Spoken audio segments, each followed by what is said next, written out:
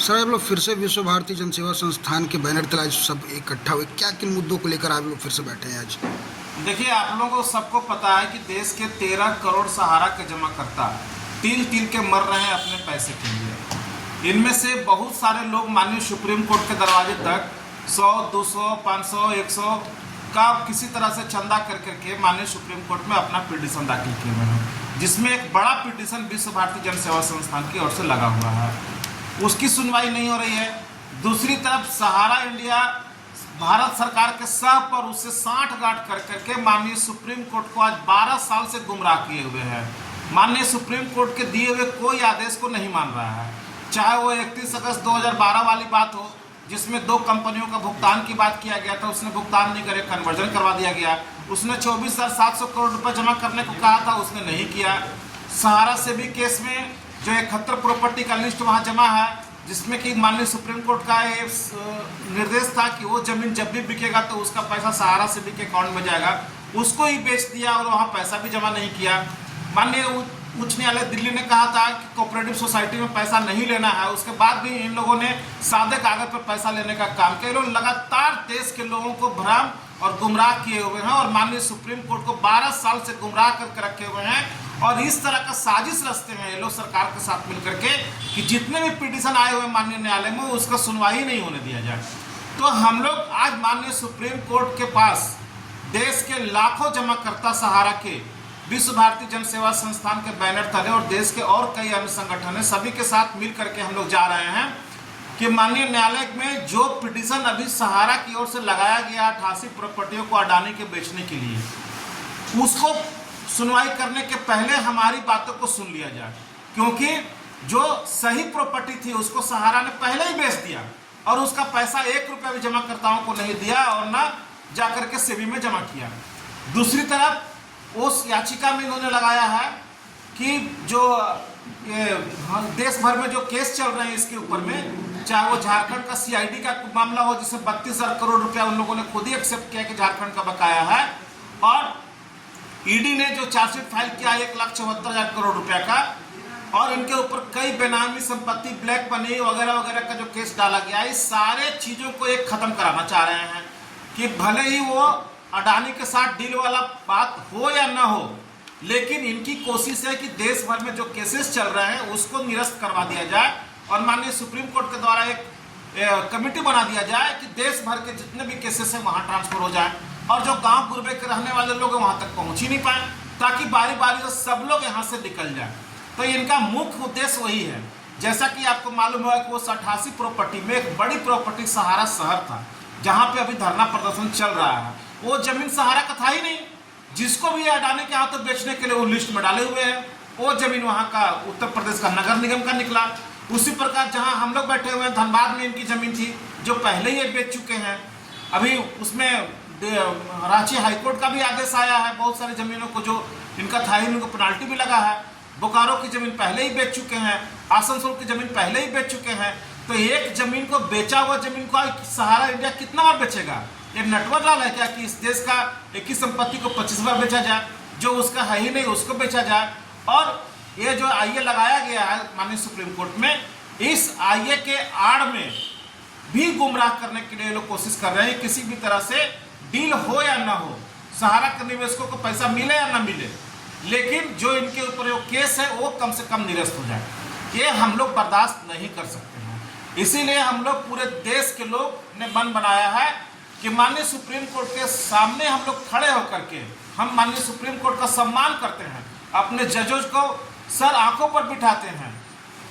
भगवान के बाद उन्हीं का दर्जा है इस देश में न्याय देने के लिए, हम उनको बहुत कद्र करते हैं। लेकिन क्या हम अपनी बात उनके तक पहुंचाने के लिए, जब मेरी बात नहीं पहुंच रही है तो उनको अपनी बात को सुनाने के लिए हम लोग उनसे निवेदन करने के लिए, प्रार्थना करने के लिए, हाथ जोड़ के विनती करने के लिए वहां उनके दहलीज पर जाना चाहते हैं कि हे सुप्रीम कोर्ट, उनके सुनने के पहले, सहारा वालों के सुनने के पहले हम पीड़ितों की बात सुन लो।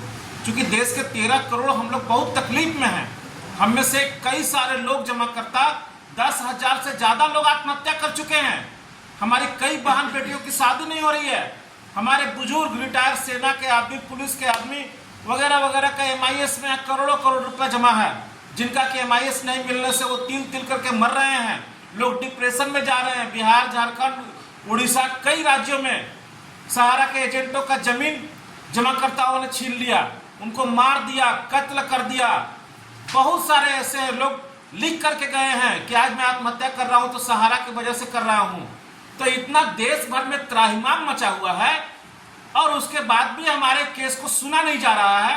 माननीय सुप्रीम कोर्ट संज्ञान भी नहीं ले रहा है और जो केस लगा हुआ उसके ऊपर भी सुनवाई भी नहीं कर रहा है। दूसरी तरफ सहारा इंडिया भारत सरकार के साथ साजिश करके जब जा रहा है सेबी के में जो पैसा रखा हुआ है, जब चाहता है 5,000 करोड़ रुपया सहारा रिफंड पोर्टल पर डलवा दे रहा है, जबकि वो पैसा उसका था ही नहीं। वो पैसा डिवेंचर होल्डर का था जिसको कोऑपरेटिव सोसाइटी में भुगतान दिया जा रहा है। अगर देना ही था तो जो 25,000 करोड़ रुपया रखा हुआ था पूरा का पूरा पैसा दे दिया जाता। देश भर में जो सहारा की संपत्ति जहां हमारा पैसा लगा हुआ है उन सारी संपत्तियों को बेच करके एक जगह पैसा दे देता और सिंगल विंडो सिस्टम बना देता जिसमें कि सहारा के जितने भी डिपोजिटर हैं वो पोर्टल के माध्यम से एक ही जगह आ जाए, चाहे वो क्यूसोप हो, फाइनेंशियल हो, चाहे जो भी हो, और इतना पैसा वहां डाल दिया जाए कि वो पैसा जो भी लोग आवे उनको विथ ब्याज वहीं से भुगतान हो जाए। तो वैसा क्यों नहीं किया जा रहा है? पाई 10,000, 20,000, 50,000 के चक्कर में क्या इस जीवन में हम लोग पैसा लेंगे? नहीं ले पाएंगे। तो इसीलिए माननीय सुप्रीम कोर्ट को जगाने के लिए, अपनी बातों को वहां तक पहुंचाने के लिए ही हम वहां जा रहे हैं। हमारा उद्देश्य बिल्कुल पाक है, क्योंकि आप जानते होंगे कि सहकारिता मंत्री माननीय अमित शाह जी लगातार झूठ बोलते हैं। उत्तर प्रदेश में कुशीनगर उन्होंने कह दिया सहारा स्कीम का जिम्मेवार अखिलेश यादव है। यहाँ आए झारखंड में तो सहारा का भुगतान नहीं होने की जिम्मेवारी माननीय मुख्यमंत्री हेमंत सोरेन पर डाल दिया। क्या इस बार वो बिहार में जाकर के बात कहेंगे कि बिहार के लोगों का भुगतान नहीं हुआ तो उसके जिम्मेवार नीतीश कुमार हैं? ये तो नहीं कह पाएंगे। और बार बार सहकारिता मंत्री जी झूठ बोल रहे हैं कि पोर्टल पर जो क्लेम आएगा उसको हम 45 दिन में दे देंगे, जबकि इनकी इतनी भी क्षमता नहीं थी कि लगभग 5 करोड़ लोग वहाँ जो क्लेम किए हैं उनमें से 99% लोगों को त्रुटि बना करके डिफेंस से निकाल कर क्लेम रिजेक्ट कर दिया गया कि आप डिपोजिटर ही नहीं हो। लेकिन सहकारिता मंत्री, इस देश के इतने कमजोर सहकारिता मंत्री हमने आज तक नहीं देखा कि जिसके हाथों में गृह मंत्रालय भी है, सहकारिता मंत्रालय भी है, पूरे सरकार में उनकी हैसियत तो क्या है सबको मालूम है, लेकिन सहारा के अधिकारियों के गिरबान पर आज तक के हाथ नहीं डाल पाए और उनको नहीं कह पाए कि जो त्रुटियां हैं उसको ठीक करो। सहारा के जो जमाकर्ता है उसका डाटा क्यों नहीं दे रहे हो, जबकि सहारा ने खुद ही लिख कर दिया था कि अगर हम डाटा गलत देंगे तो हमारे ऊपर कार्रवाई करो।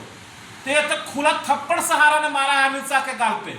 अमित शाह क्यों नहीं सहारा के अधिकारियों को कह पा रहे हैं कि तुम डाटा को ठीक करवाओ, जितना जमा करता है उसका भुगतान का रास्ता दो? तो ये इनके सह पर ये लोग कर रहे हैं। इस देश में सबसे अगर कोई कमजोर अगर गृह मंत्री कोई बना है आज तक के इतिहास में तो वो अमित शाह जी ही हैं। कितना क्या कहें, तो ये पीड़ा बहुत ज्यादा है।